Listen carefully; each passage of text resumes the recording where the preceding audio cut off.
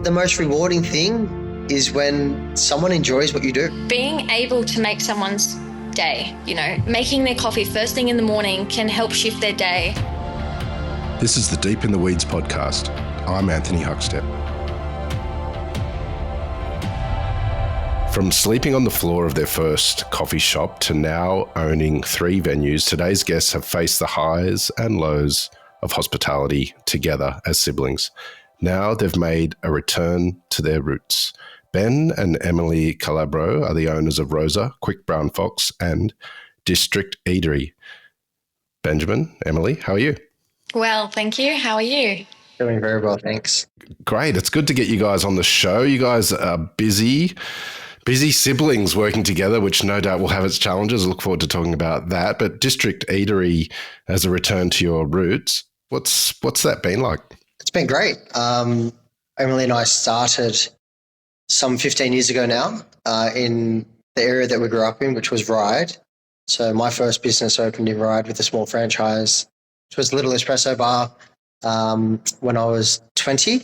And Emily had finished year 10 at school and didn't know which path to take. And being an older sibling and brother, I think I kind of forced her hand into joining me into what is now our life's work thus far. Em was 16, I was 20, and we opened our first espresso bar. No idea what we were doing. You can laugh now. Yeah, looking back on it, crazy. Emily, is that your memory of it? Do you feel like you were forced into a world of hospitality? No, he was just, I needed a job and he was like, look, I need a right-hand man. Give it a go. And I was like, sure. And we worked extremely well together. Now, it was tricky to start with. Take us back to that time. What were the beginnings like? You said you didn't know what you were doing, but is there some really clear sort of challenges that stand out from that time you can tell us about? I can remember opening on our first day. I walked out crying because it was too busy, and I thought I knew how to make coffee. I thought I was a barista, and I quickly learnt that was not the case. So Emily and I, before YouTube was a thing, I mean, we're going back to 2010, 2011 now, when we started. So, YouTube wasn't as what it is now. I can remember, people bringing back coffees being like, that doesn't taste very good. And I mean, the coffee game's come a very long way in the past 15 or so years. We've got recipes now. We've got technology that weighs in and weighs out our shots and all this sort of jazz. But YouTube taught. Coffee didn't taste good. Had to figure out why. And school of hard knocks. Nothing Emily and I have done has been easy by any stretch of the imagination. And look, while it makes for great stories, and we're stronger operators due to our adversities. Looking back on it, it's been a journey. It's been a journey. Starting with coffee, we were just 2 kids trying to support our family. We, I don't know, Em, do you want to add to this? I look back now and I can finally laugh at the old days being back in the area of Ryde. What seemed like the end of the world at the time. Fast forward to, I guess, now, and, it's still refreshing. District's the 5th business that we've now owned collectively. And just when you think you've got it and you think you know the recipe, there's still changes that we've made and continue to make up until even today. And our evolution, they say that you never stop learning, and it couldn't be more true, truly. We're just consistently evolving. It's great to be back in the area where we grew up, lots of familiar and friendly faces, and it's a bit of it's a homecoming. It is. It's nice. It's comfortable. Emily, what was the driving decision to open a venue back in sort of the area you grew up in? Yeah, so I went to school. I went to 2 schools, high schools in the area, very close by. I have very fond memories of playing soccer down the road, playing for local clubs, And now seeing little kids coming in wearing the uniform, I was like, I used to be you once upon a time, believe it or not. But yeah, it's just really lovely being back in the area, from seeing, babies that are now 14 and taller than me. It's just, yeah, it's really lovely to be back into a community. And I think that's our big focus, is just, a really lovely eatery in the communities. So, yeah. I want to explore all of your venues shortly, but take us back to when you were young, like before you started your businesses and in your family. Did food play a big role in your family growing up? Massively. Italian background, couldn't say no to nonna. You'd have to do a small plate to be able to go back for a second. You would never leave empty handed. Very fond memories of food in our family, whether it be pasta and meatballs or zeppoli, homemade donuts from nonna. It was, yeah. It was always one of those situations where you'd turn up and you knew better not to eat prior. But it didn't matter. It was very fond memories of going to Nonna's house, and she'd be apologizing for not having food, and you'd turn around a minute later and the fridge would be half emptied, and you'd have a 6-foot table that was half full of salami, cotoletta, peperonata, all this food that she didn't have apparently. It's almost like she'd secretly had cooked or stored it away just in the hope that someone would turn up. But yeah, really fond memories growing up. Unfortunately, our nonna recently passed only a couple of months ago, and we've been reliving these memories that have made up the fabric of, I guess, definitely is what we want to now bring to hospitality. It's gone beyond a job, beyond a business. It's now making up the fabric of what we want to be able to deliver to people, and it's a new sense of purpose. It really is. And I mean, our industry is not easy by any stretch of the imagination, and you do need more than just drive or just business. It's got to be, there has to be a foundation there that delivers more than that, and this is the way forward for us. Bringing something that Nonna would be proud of. Did sort of that inspiration from Nonna and her recipes or style of food, did that make its way onto menus and sort of what you guys have done in venues? Look, I'd love to be able to say absolutely. I mean, there are limitations with Rosa. Our pasta bar, which Rosa is our nonna. The initial concept for me was to be able to deliver something that was emblematic of what we grew up with and resonated with us. You do find yourself having to question if that does resonate with the market and is that a good business decision or not. So when we started Rosa, it was not as focused on that front, but I can just tell you we have just done a new menu. And I do have requested my aunties to come in. Everyone's probably seen Nonna's, that new Netflix series or movie rather. And may I add as well, with Nonna, there was no recipe.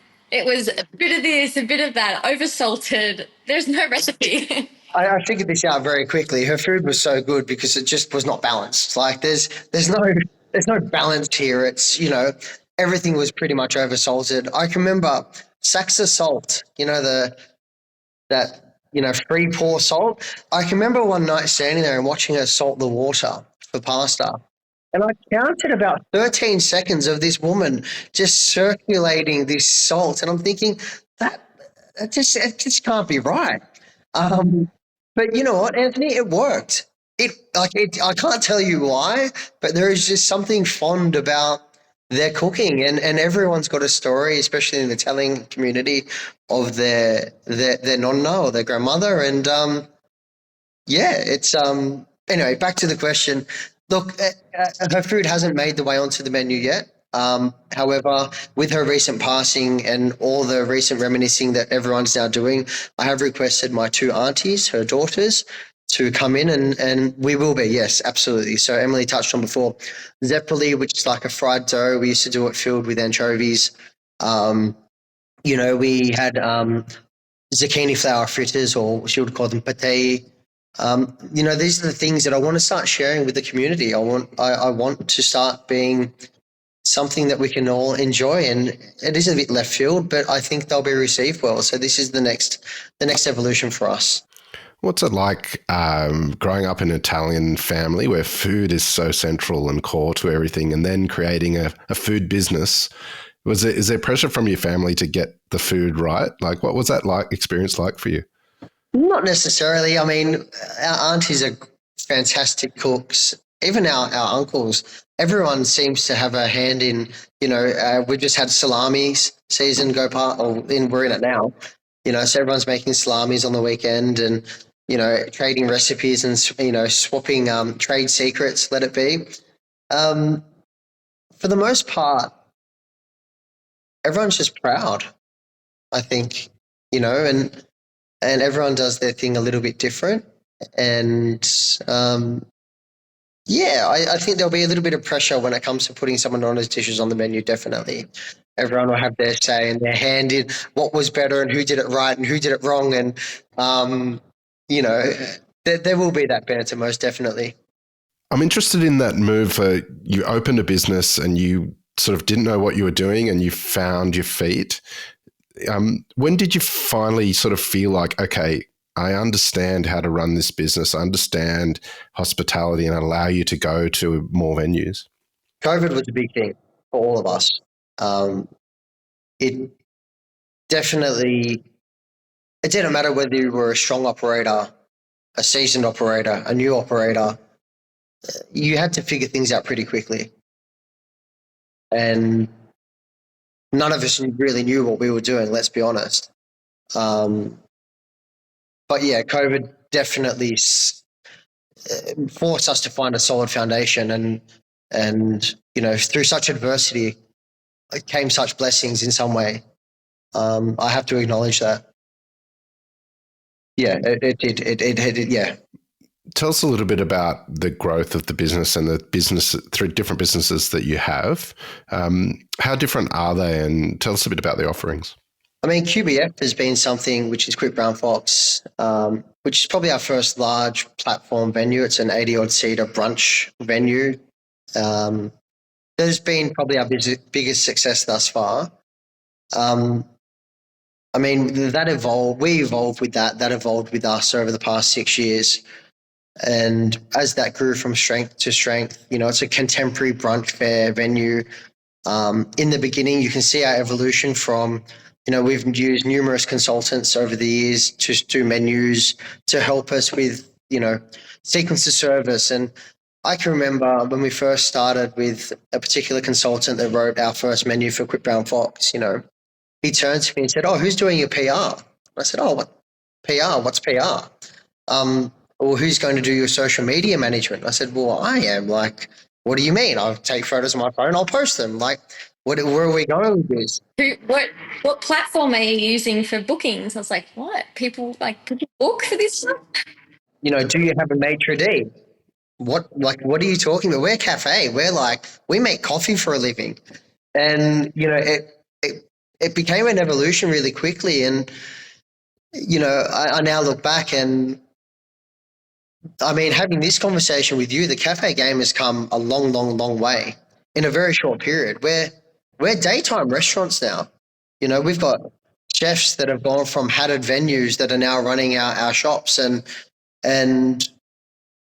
the game has been lifted a lot. And for the most part, we've evolved with that. We've definitely we've gone from the humble smashed avocado to, I can remember when, yeah, balsamic glaze and smoked salmon out of a Huon packet. You know what I mean? Don't forget that feta with the bean shoots on top, as a garnish. Like, we've come so far. And, I think, Quick Brown Fox for us brought us into that new level, and we evolved with it. Then we look at District Eatery, which is our most recent venue. It's been trading for about 8 weeks now. And like I said, just when you think you know what you're doing, you've got it, you start questioning everything again. We've gone from a corporate business, being situated in Piedmont with a lot of tourism, international, domestic travel, We're on the back of Darling Harbour. So, it's a very busy spot, to throwing ourselves back into the suburbs where it's very community focused. Things are extremely different. And I don't think you've ever got it. I think you learn, and as long as you have your ear to the ground, and you're receptive and you pay attention to what people are saying, for the most part, and you can make those changes quick enough, you'll build a successful business. I don't think one recipe fits all. I'm interested in how you guys run the business together and the different roles. Emily, tell me about your role in the company and what your day-to-day is like. Well, look, one thing I've always struggled with is letting go and delegating. And I've had no choice but to do that from going to 2 businesses now to 3. We do have some managers in 2 of our venues currently. So that's taken a huge load off my shoulders. But pretty much a day-to-day would be submitting payroll, talking with suppliers, and doing all the invoicing, training staff, hiring staff, all the back-end breakdowns.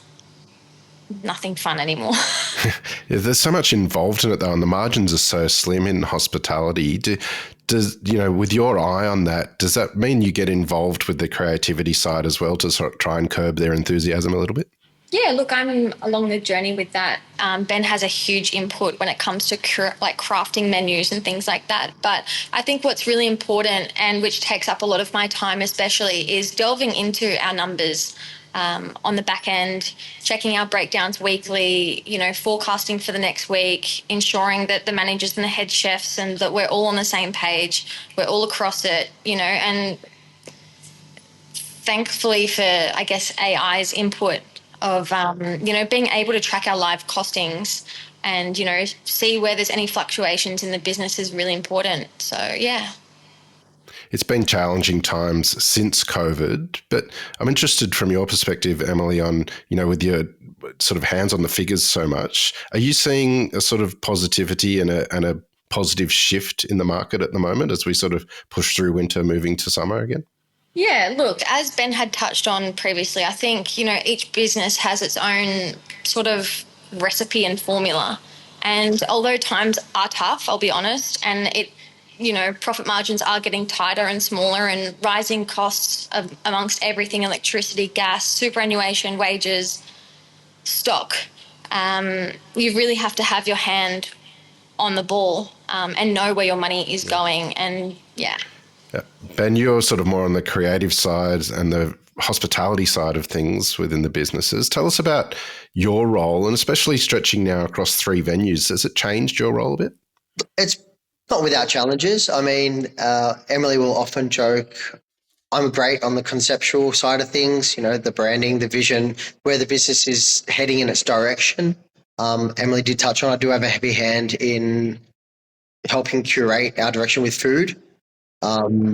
At my core, that's one of my strengths. But when that's all said and done, the businesses are opening and trading, Emily will often joke that I just disappear, which, for maybe one business was probably the reality, but definitely now having 3 is not the case. Very much involved in the direction of where we're heading and how we're doing it, where we're going. The complexities of the market are so diverse now. Emily touched on costings and things like that. I'm very well invested in that side of the business as well. I assist Emily along that journey.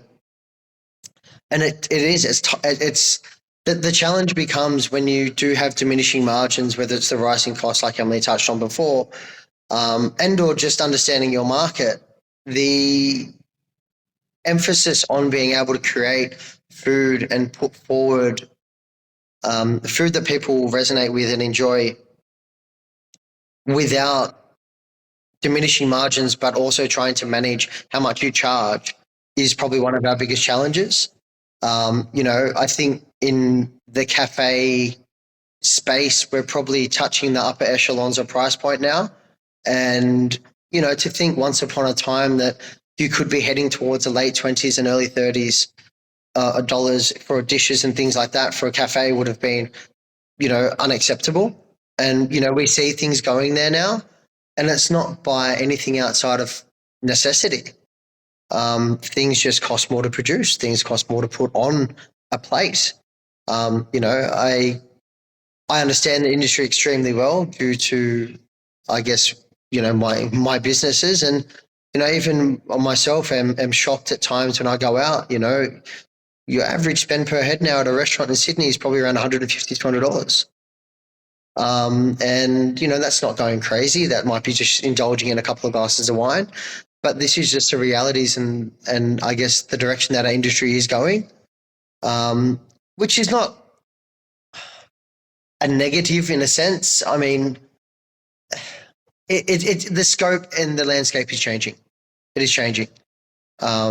So yeah, look, I mean, we'll do our best to continue to provide creative food at a reasonable price. Yeah, that's where a lot of my attention is now, is how we're going to deliver a good experience for the consumer and in a reasonable manner. The growth of your businesses, and now you have 3 venues, has allowed you to bring in an executive chef across the venues, Daniel Gray. Tell us a bit about the decision to do that and the impact that it's had. I work very closely with Daniel. So Daniel's my age. He's in his mid-30s, really talented, extremely driven young man. We've worked together now for almost 4 years. And look, Dan came to us. He's a Kiwi, so he's done some fine dining stuff back home at a young age, delved into the Sydney fine dining scene, has worked at numerous places across Sydney. The cafe space was something that he had limited experience in. He had done before, but someone said to me once, aces in places. You don't go to your accountant to service your car. And especially, and that's, like I said before, the cafe space has evolved a lot. Once upon a time, it was blasphemy if you didn't know how to make every item in your kitchen. You had to be across the whole business. It's you and only you. You can't rely on anyone. It was very much the ethos of cafe world. I mean, we've seen that evolve dramatically, and it resonated with me. And I just thought, you know what? I need the right people for the right jobs. And, you don't see, the owner of some of these large corporations in their kitchens and things like that. Everyone's got a role. So look, Daniel brought an amazing set of skills to our operation, and I owe him a lot. He has taken our business from strength to strength, and it's been a great journey. I mean, we've gone from doing a contemporary cafe fare eatery that cemented itself as one of Sydney's most popular cafes to doing an Italian pasta bar, and this guy made it happen. I have to own that. We're nothing without our people, and harvesting those relationships and, is very important. And yeah, just doing right by those that, ultimately are building our legacy. Many of the venues in Australia are family-run small businesses, not unlike yourselves. What's the challenges of working with your sibling? Do you have any stories of, are there benefits as well that you can share? I think a really funny, not story, but something that has happened and does happen every now and then is, when Ben and I were working behind the machine together, or he was on the floor, I was on the machine, vice versa, he would literally just look at me. I would know exactly what he was talking about, and we would just get it done. It was almost like I read his mind. I knew exactly what he was saying, and vice versa. And, there were multiple of those moments which, I think now are really nice to look back on. We're not really working as much in the business or behind the machine and stuff anymore together. But when we are, it's just really lovely to look back and, to remember those memories that we had together and those moments. It has come with challenges. We are siblings and, we work together all day, every day. But yeah, we're yin and yang. We're polar opposites. We have different roles, but it works so well together. And I think that's one thing that has led us to where we are. Emily's affectionately called the goalkeeper. You see, I like to get a little bit ahead of myself, and I'm gung-ho on everything. I've got the best idea. We have to jump in. And Emily's always there to pull me back and slow me down, and which at times felt frustrating, but it's always for the good of the business. And this is where we complement one another. It's great for one of us to be out there and have these crazy ideas, but we always find a beautiful balance between each other, and it's worked very well. It has. What does it feel like now having a venue back in the sort of the hood, the area you grew up in? Does it feel different to the other venues that you've done? It feels fun. Is it's the pressures of running business are still there, but we're having fun with it, and that for me is it's been a long time since I've been able to just let my hair down, so to speak, and just enjoy it. And I'm enjoying it. It's fun. It's comfortable. It's home. What sort of advice would you have for young people out there that might be starting with a venue like you guys did all those years ago? And, if they want to build and have multiple venues, what sort of advice would you have for them? Firstly, nothing comes easy. If you're doing it for money, then that's probably not the right motivation. And